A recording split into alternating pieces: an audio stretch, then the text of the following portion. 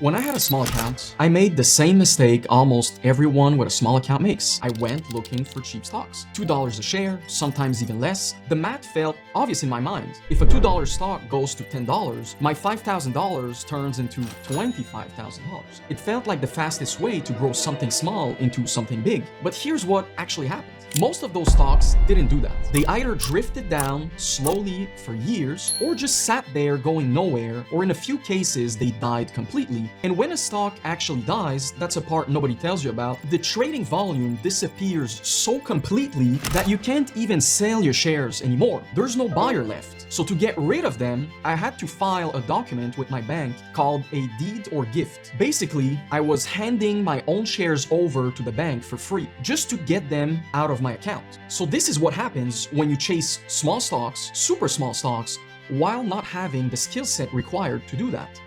So here's the question this video is really about. What should you do to grow a small account fast? Here's what I wish someone had told me 12 years ago. Stick to large, easy to understand companies, split your account 50-50 between two of them, and only buy when one of them is down at least 30%. When you say that out loud, it sounds almost too simple. But the mechanic isn't really the strategy. The strategy is knowing when a 30% dip is actually worth buying, and when it's the beginning of something much worse. That's exactly why the company has to be large and well-known in the first place. Something like a top 20 US company is roughly 10 times easier to understand than some obscure small cap company that you've probably never heard of. You already know what the business does. You've probably used the product before. Analysts cover it closely. The news explain why it moved, and the filings are clean and detailed. However, a small obscure stock gives you almost none of that. You're often left guessing why it's down, and with a lot less information to guess from, which is exactly how people end up holding something that's dying without realizing it in time. Not every dip is the same. Some dips are just noise, a bad day for the entire market, an overreaction to one earnings report where the actual business is still fine, or a sector-wide sell-off that has nothing to do with that specific company. Those are the dips worth buying. Other dips could be a warning, not an opportunity. For example, an accounting investigation, a going concern buried in the filings, a business model that's actually breaking, not just having a bad quarter. Those aren't dips, they're the start of something much worse.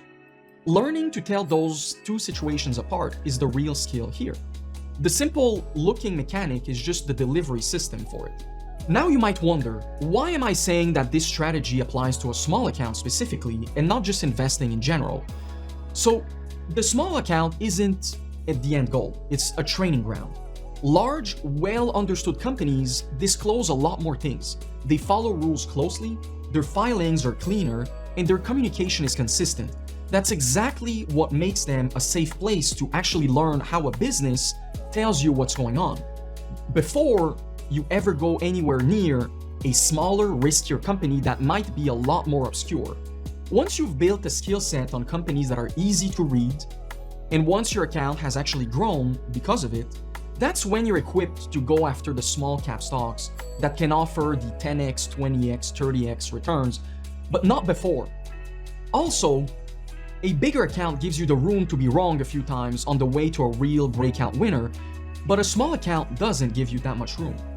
One thing worth being clear about, none of these numbers were picked at random. 2 stocks maximum. You split 50-50 between both of them in your portfolio, and only on dips of 30% or more within the top 20 companies by market cap. 2 stocks, not 5 or 10, is what keeps your capital concentrated enough to actually feel it when one of them recovers, instead of spreading yourself so thin that even a real winner barely moves your account. So every part of this strategy has been chosen for a reason. As for when to sell, because that's often what's missing in strategies, it's when to sell, the simplest version is this: hold until the stock makes a new all-time high, or until you find a better setup somewhere else in that same top 20 stocks.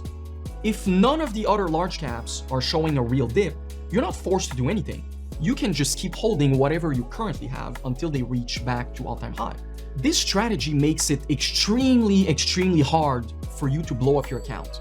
unless you use leverage, while allowing you to build the skill set that eventually lets you go after much smaller stocks that can offer those 10x, 20x type of returns. Small account first, discipline first. The aggressive plays will come later, don't worry. Try out my strategy and let me know how it goes. Ciao.